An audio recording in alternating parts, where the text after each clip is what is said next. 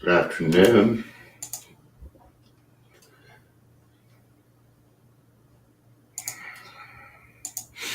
Facebook is moving kind of slow. I think I need to reset my computer.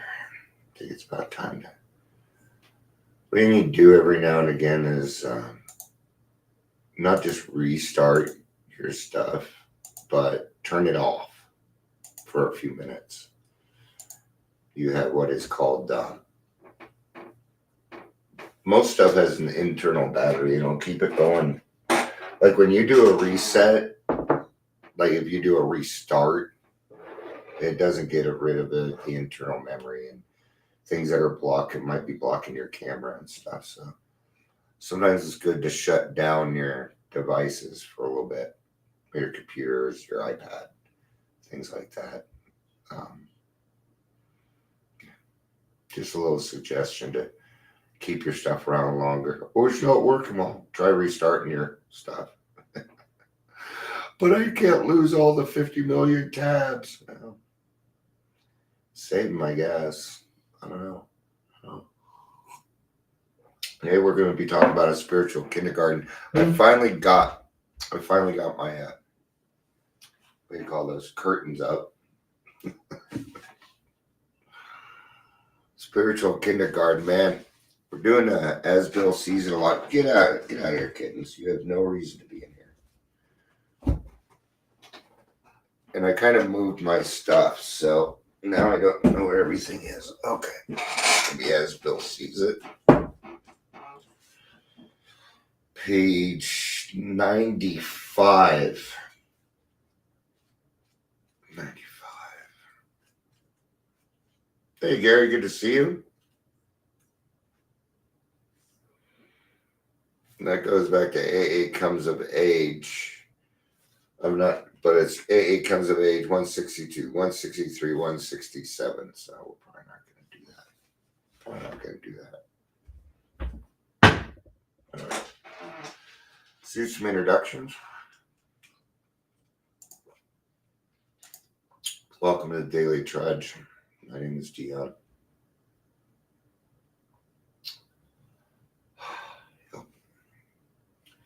If you're here, please say hello, whether you're watching the live or the rewatch.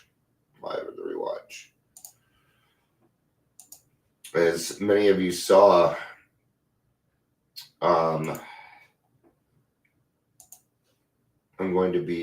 finally decided to put my name with somebody. And it's going to be Sobriety House. But here's the thing. I've been a part of Sobriety House and Phoenix Concept since 1989. I recently took them down just because I'm redecorating. I made this when I was 19 years old. This Footprints in the Sand for you. Okay. And what we used to do is we would make these and put them up for donation. We were self-supporting. We were kind of proud of that. But I'm one of the only original alumni left. I'm the only living original alumni before it became Sobriety House. So, did he want that? He being Ray Hayworth, the man that started? Not really. But the Phoenix Concept is still around and it's still doing what it's supposed to. In fact, it moved, which I wasn't too happy about. It's because I don't want change. So it moved, which was a good thing, actually. See, it used to be right in the heart of Skid Row, but now at least it's in an area where you feel like you're a part of. So great move on Sobriety House. And I'm very excited. So I'm going to be a brand ambassador. I didn't even ask for that pays money. It doesn't. I just get I get swag to hand out. So should we get started? Let's get started. Let's do that. All right.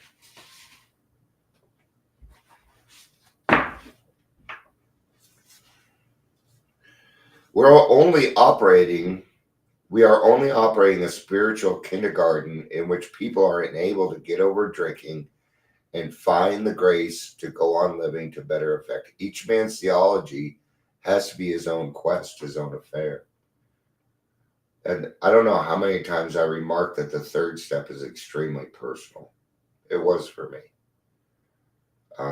I find that people find God. I was more uncomfortable with somebody being around while I was searching for God. I wanted to do it alone. Why? Because it was a personal relationship between him and me. And I felt like that was private. And to this day, I still feel like it's private. Now, if God comes along and says, hey, Dion, you're going to need to talk about this part, I'm all too willing. I'm all too willing. All right. But we got to start somewhere. Right? Even if you had, I'm not big on doorknobs, but if that's where you got to start, that's where you got to start, I guess. Right? I'd rather we were a little bit more serious about the program. Right?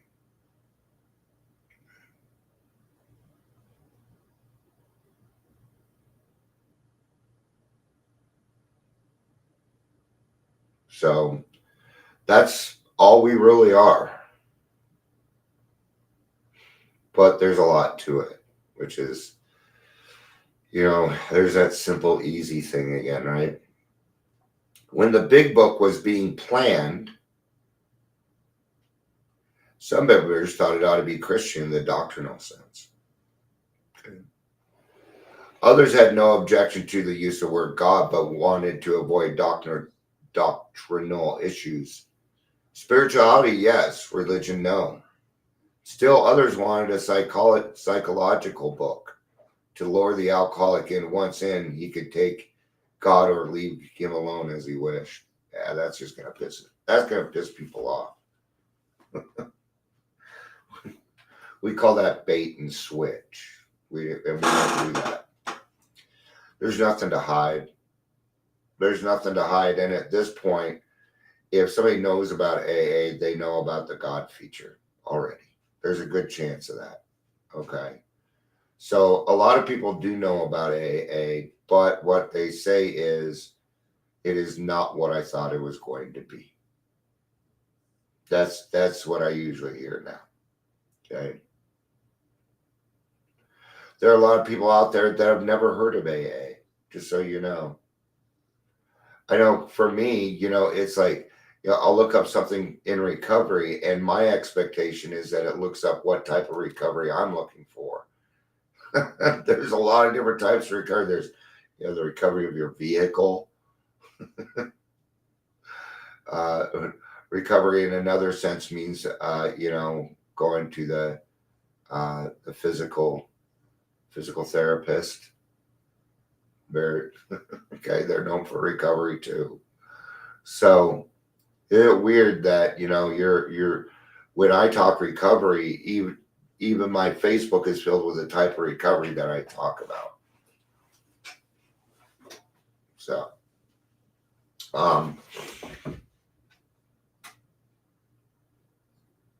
now the cool thing about the big book is this: it was written by 100 people. I mean, listen to this. And before it even started being written, we were discussing how. Right? Bill W. did not write the big book. 100 people did. Even there's nowhere anywhere that says that Bill W. wrote the big book. That is an assumption. And until you get into it and realize it would make sense though, right? Coming in, Bill W. is that we hardly ever talk about Bob. What about Bob, man? What about Bob? Don't forget Dr. Bob, man. He would, okay, Bill was the idealist. Bob was more down to earth. Okay. So they were opposites. They were complete opposites. And that's why it worked. They could do checks and balances. Okay. My wife and I, we have a lot in common, but we're also very opposite, which gives enough, we're opposite enough that it keeps the adventure going in our relationship. You know, like bickering, like old couples do. We bicker. Oh. And it was Potsy. Okay. To the rest of us, this was shocking, but happily we listened. Our group conscience was at work to construct the most acceptable and effective book possible. Yeah. See, they had to think of everybody. If it would have been up to Bill, it would have been harsh.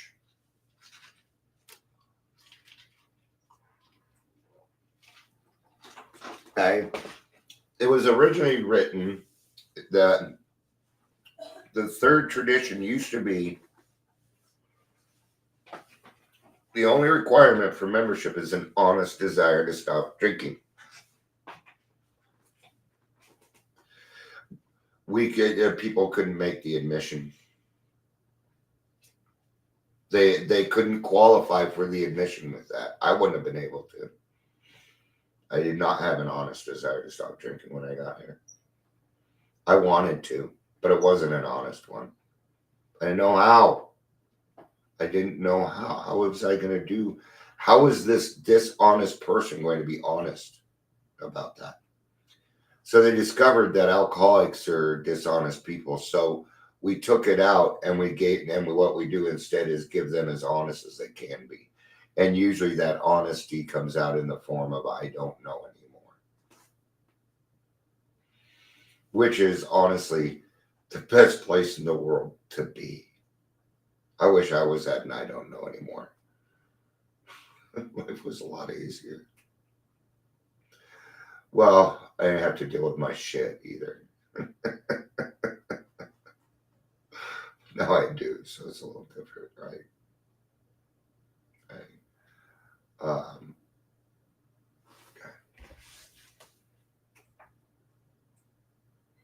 Every voice was playing its appointed part. Our atheists and agnostics widened our gateway so those who might suffer pass through, regardless of their belief or lack of belief, right? So if we would have just taken Bill's experience, nobody would have gotten sober. No one would have gotten sober.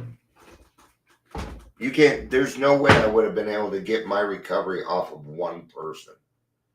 I need an array of people. I need an array of people with different thoughts, with different intentions, even if some of them are bad. I need all of it because this determines what it is that I need to do.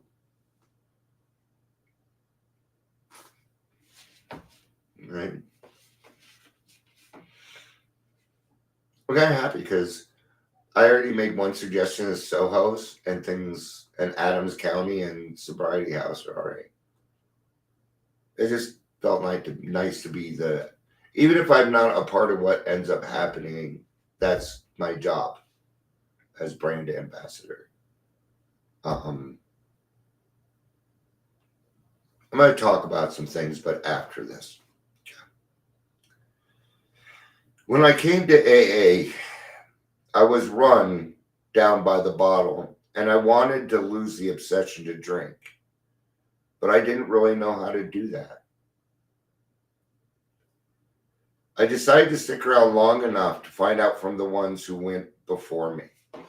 Now, when I got to AA, I did not love me, but I knew something, okay? And I was getting it from home, too. And my wife would say this to me.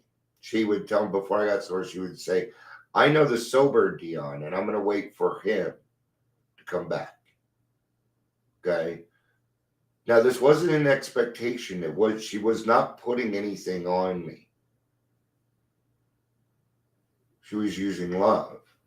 Okay. The only way she knew how. But it worked. Then when I got to AA, I knew that everybody in the room would love me until I learned how to love myself. So I let that happen. And I faked it. Fake it till you make it. It works. I faked having God in my life. Kinda. Does that make sense? It was still God in my life.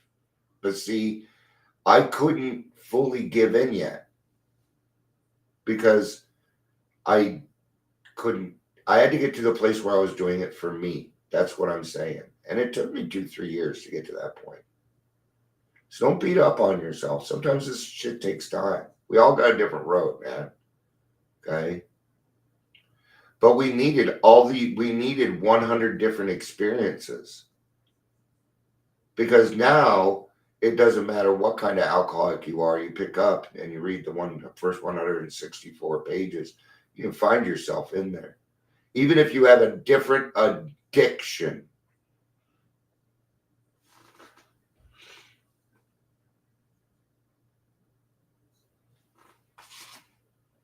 Give me a second here.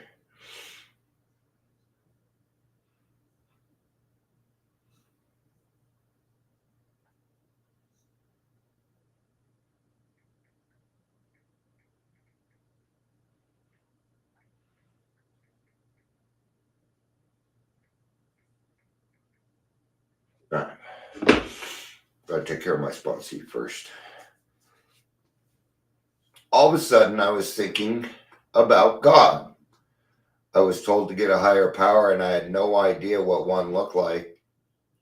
I found out there are many higher powers. I was told to find God as I understood him, but there was no doctrine of the Godhead in AA.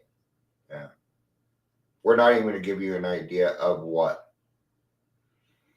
because how I can't describe mine.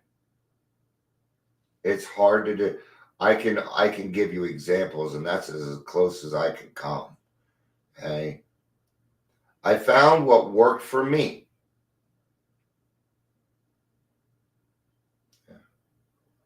God has never tested me.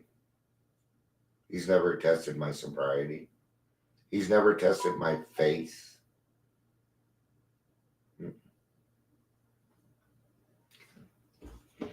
I gotta check my sugar.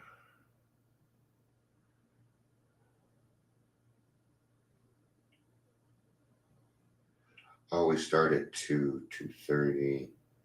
Okay.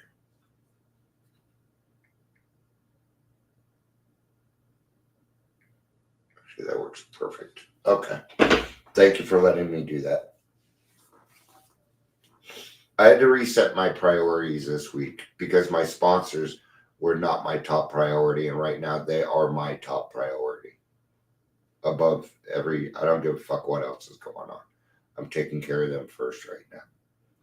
So I found what worked for me, and then I asked that power to restore me to sanity. The obsession to drink was removed, and one day at a time, my life went on, and I learned how to live sober. Yeah. I've learned how to live sober. I've learned how to live with, I don't live with my feelings, actually. I work with my feelings. You know, if I'm depressed, I do something. I try and do something about it. Not always the best at that, but what do you say? You do the best that you can with what you have to work with. Okay. And that in and of itself is perfect. I'm talking about this here because the only people that really listen to stuff are people that understand. And yesterday, actually the last few days, I've been going to meetings and people are bringing up my name and I had no idea who these people are. Yesterday, a guy spelled out, he's like, there's a guy in this group and his name's Dion. And I keep coming back because I really like what he has. And this guy is 34 years, and I'm appreciating that God is when it's done in a group like that, I get uncomfortable. I know that God is thanking me. Okay. And I get that. And I will humble myself and say thank you. Fuck, it is uncomfortable. I don't, I want to be the center of attention, but I want to control my being the center of attention. It doesn't work that way. I'm just being on it ain't gonna happen. Um, so I'm just making sure that I find balance in this, and it feels, day before that, there was, it's like every time I go to a meeting now, it's like, oh, I know you. I mean, I could pop into a meeting on the other side of the world, and there'll be somebody, you know. And I think what God is just trying to say is, Dion, everything that you do counts.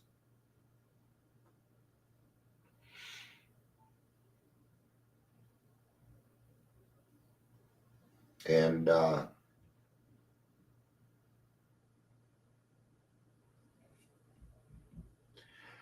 it isn't. Yeah, you all know me well enough because you know I'm not looking for credit. I mean, I like being the center of attention, but then I like to leave. I don't want it to continue. I want it my way, right? But it doesn't work like that. And here's the thing: I don't want to be set. I don't want to be set apart. Okay. Like there's other people in the group asking me for other people's numbers, and I know that people plan stuff and then they go do stuff, but they tend to forget that I'm there. When it comes time for the speaking gigs and things like that, people fall silent. You know, person that I've asked to do a lot of speaking for me had an event this week. Didn't even ask me if I would, tell my story or anything. Okay. What does that mean? It means that God has different ways for me, and He'll have a different way for you. And, and I'm just showing the other side. I'm happy for them. I'm glad that they're doing what they're doing. As long as it goes to the right place, right? Found out this Friday, suddenly now people are being added onto the summer jams, and I don't like the names. I don't really want to go do it. I mean, I do want to go do it, but I think I'm going to be the only person, man. If that's going to happen, I don't. If, so maybe I just start playing that today. So get some stuff together. All right. Thank you, everybody, for being here. I appreciate it. I hope you have a good day. I love you. Peace out.